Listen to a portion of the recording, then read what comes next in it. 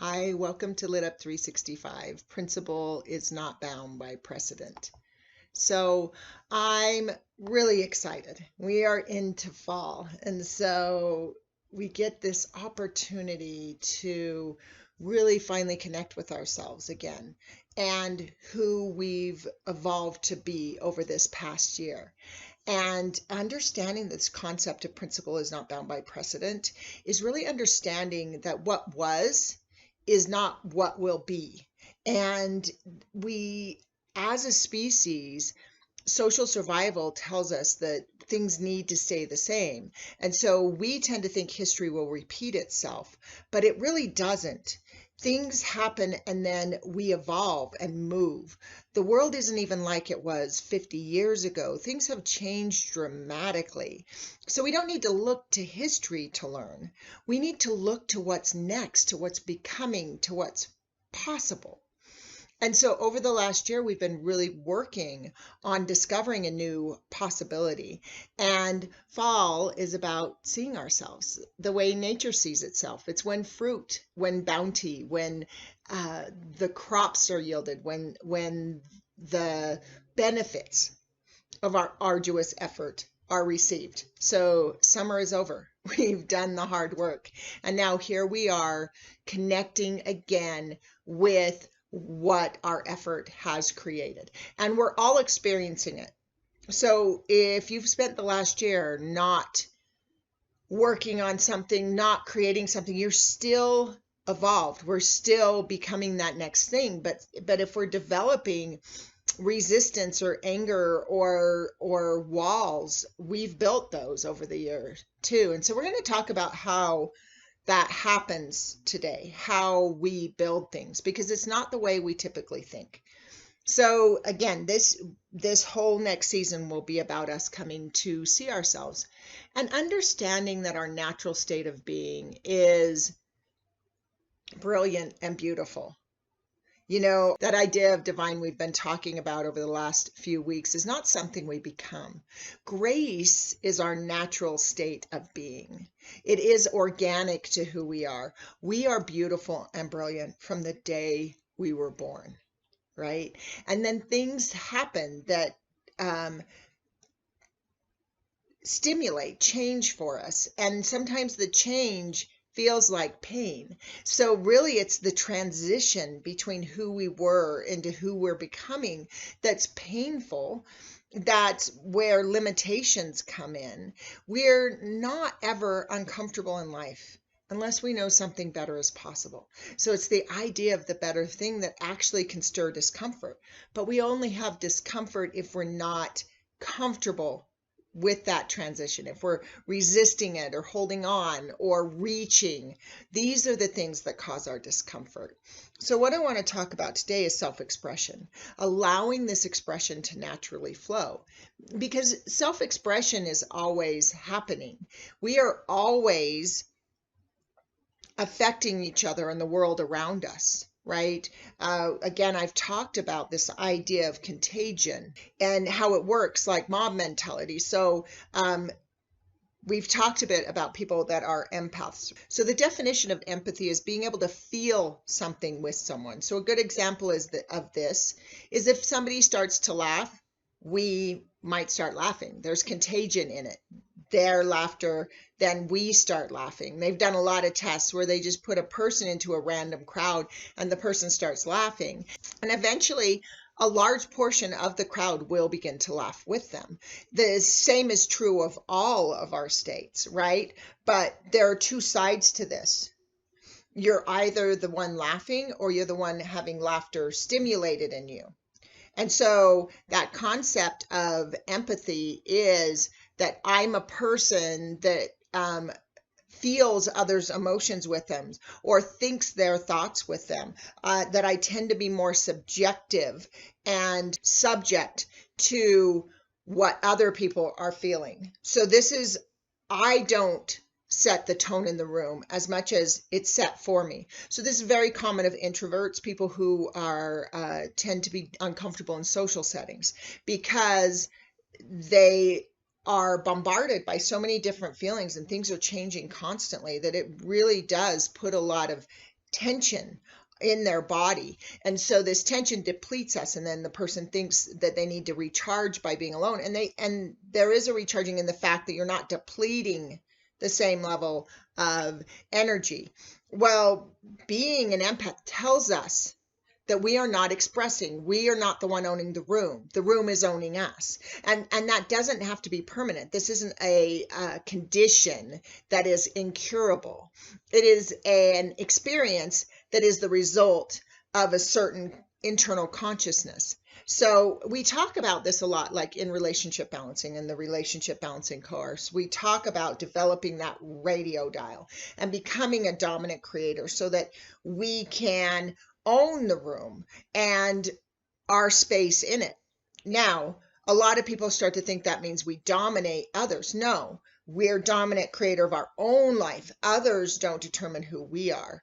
And now it's up to the others to not be dominated. If I am a dominant creator and I own the room, the empaths in the room are going to be affected by the tone of who I am. And this is the most important thing, is that we're always affecting each other. So you can think of it as there's these two groups of people. There's the dominant creators.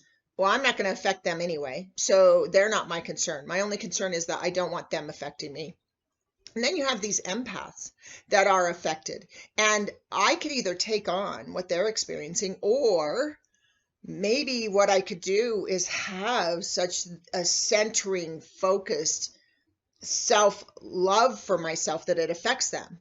Again, this is the subject in relationship balancing. This is what we dig into in relationship balancing, is that concept that I love myself so much that others love themselves when they're around me.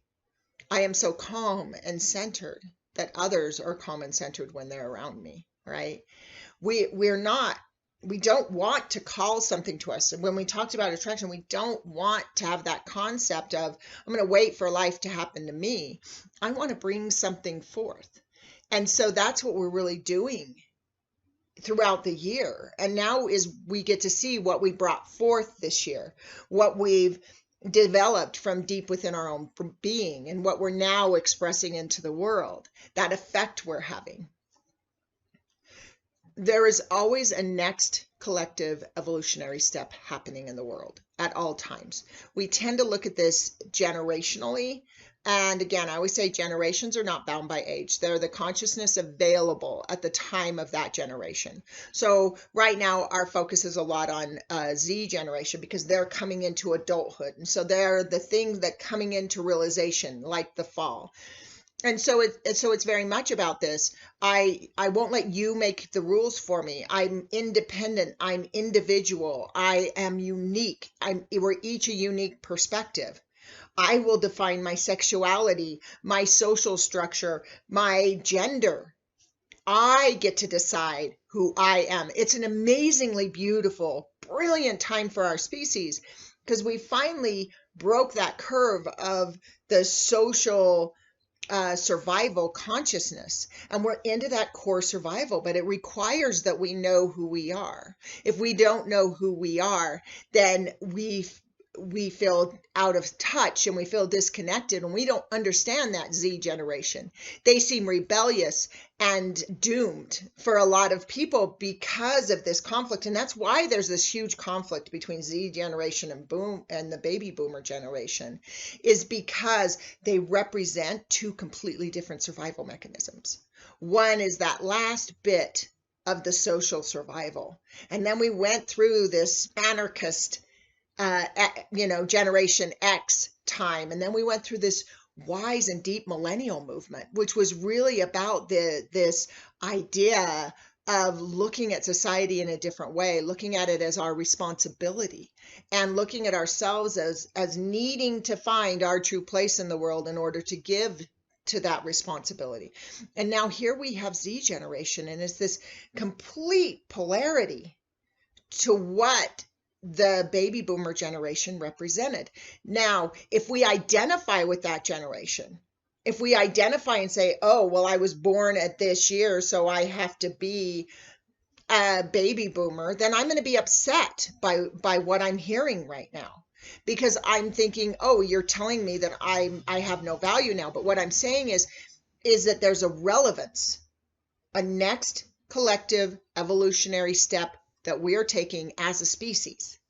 And if I'm stuck in the consciousness of that generation I might have been born to, then I'm going to be suffering because the world is moving on without me. But if I can connect, I mean, even if it's not Z, I can at least connect with the Generation X or the millennial generation and really study it and say, what's the gift? What gift are they bringing forth?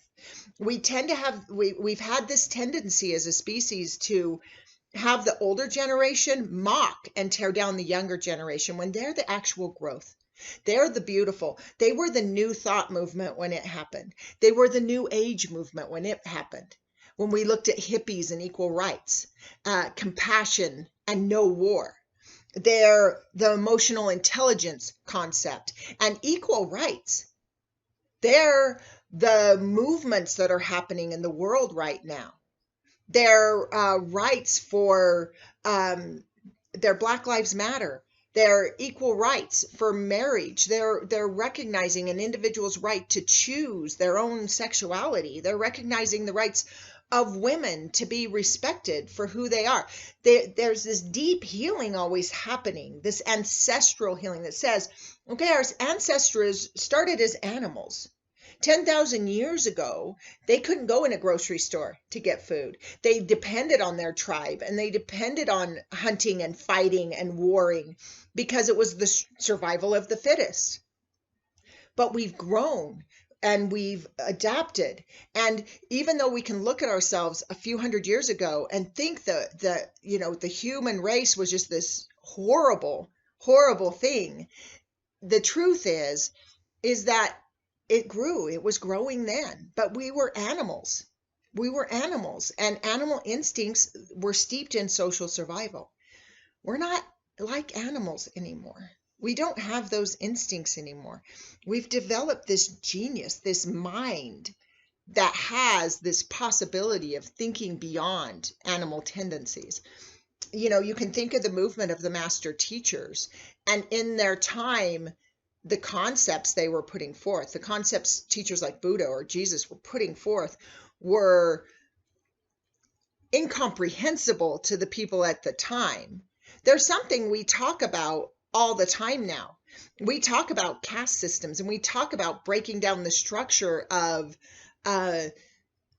having one human above another human, or having even humans above animals, right? So those concepts are common. And then you look at like the 1850s when the New Thought movement happened. There was this thing across the board that started to say, we need to separate ourselves from the idea of the church and one person at the top dictating who we are.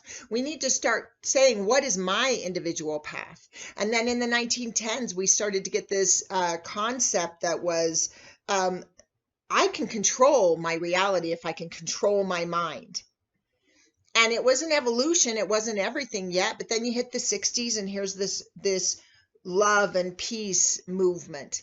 And then 2012 was recognized in every culture of this time when things were shifting. And what for me was really shifting is that generational shift I already talked about, right? But we need to own the new story. All of these movements happened because there were people owning the movement and refusing to bend, refusing to fall back into the historical state. I used to always think of Jesus and this concept of owning who he was and this fight against this upper caste destroying this lesser caste because people were dying and starving while the priests and rabbis were living in wealth. And he was appalled by that and he owned it. He never gave it up. Even when they put him on a cross, he said, no, this is what I stand for and I won't surrender it. And that's what I'm talking about, is owning who we are. But we have to own who we are right now. We can't say, oh, I'm going to be this, or there's this great thing I'm going to do. We need to say, where am I right now?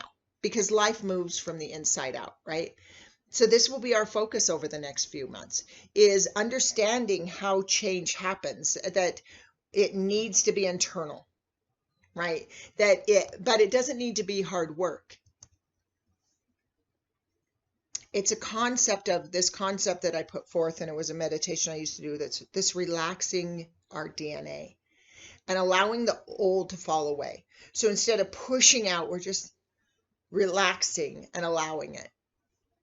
However we're expressing at any time is what's within us. And if we're forcefully expressing, what the world's going to feel from us is force.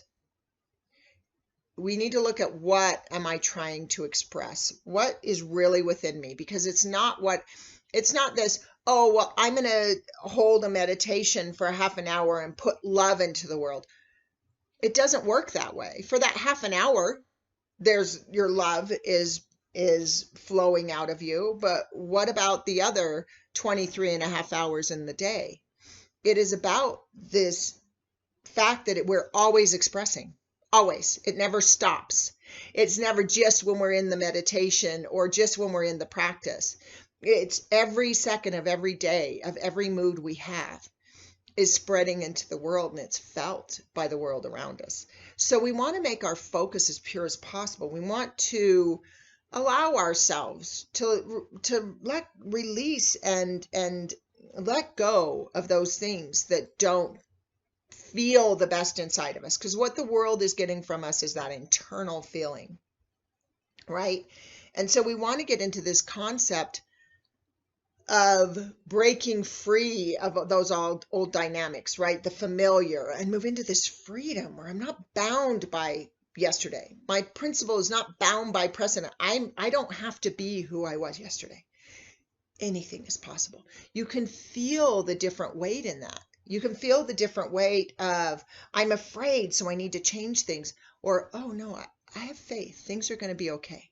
Bombs are going off around me, but I don't know why. I just know things are going to be okay, right? It's this freedom that is expressed, but when we know who we are inside. So the question this time is, who are you inside right now? Not based on who you were historically. I'm not asking who you are based on who you've been. I'm asking who you are right now. Who are you right now? We need to not be afraid of that question. Now, some of us are. I have a couple more stories, and then we're going to get into the exercises. I have done releasing meditations for a long time, and core shift meditations. And the core shift meditation is really about going to that deep place and connecting with our innermost being. And nearly everyone who does this meditation has fear as they're going to the deep place, as I'm leading them to the deep place. And it was interesting because for me, it's because I would finally find inside, I was afraid I would finally find why no one loved me, why the world rejected me, is that I felt like I had some monster, some ugliness inside that I would finally see. And I would, and it would justify that experience I had, and then I would finally know that I was unlovable. But there was a point where I was doing the meditation and I talked about monsters, and someone said to me, "No, I don't worry. I don't have a monster inside." They're like, "I'm afraid I'm going to go in there and that there's nothing there. There's nothing in there. It's just, I'm really nothing inside." And I thought, it was almost more devastating to me, that thought. And I was actually doing a meditation with someone one day who ended up there. We were all sharing what we got inside, and everybody had all these beautiful experiences, and they were really quiet. And so I asked them, I'm like, "So do you mind sharing your experience? How are you?" Because I could see the internal distress. They were holding composure, but I could see it inside. And they kind of broke a little and said, "My room's empty. There's nothing in there." And I was always afraid of this, that there's nothing inside. And it's true. There's nothing there. And I told them, "Okay, what I need you to do is I need you to go back into that space. Go back into that room for me for a minute." And once they felt themselves back in that inner space, I asked them, I'm like, "So, they talked about it being a room." And so I said, "Oh, okay, I want you to focus on the walls of the room. Notice all the walls." And I'm like, and now all those walls are falling away. Like they're just falling out like a box opening. Like they just all falling outward, flat, to where there's no more walls. All the walls fall. And I said, tell me what you see. And they were sobbing, saying, it's so beautiful. And they saw like green pastures and this beautiful place, but their faith was so strong that they had nothing inside, that they couldn't see beyond those walls until I gave them the invitation to see beyond those walls. This is what I'm talking about, is we have the who we are inside that maybe we're not proud of. Maybe there's things we've done or thoughts we have or things that we think identify us. And the truth are, they're our ancestry. Again, our ancestors were horrible. They were animals. If you ever watch the Nature Channel, animals can be truly horrible. It can also be beautiful and kind. But when in a survival state, we're all horrible. All of our worst dysfunction happens in those states. And so that does exist, but there's something more inside of us that's beyond that. That's why I say we all have this state of grace, this state of what I'm calling divinity. Again, I'm not relating to religion or anything, but this beautiful, perfect, untouchable brilliance that we were born to express. So in this week's practice, we want to explore that question of what is that beautiful thing I have inside?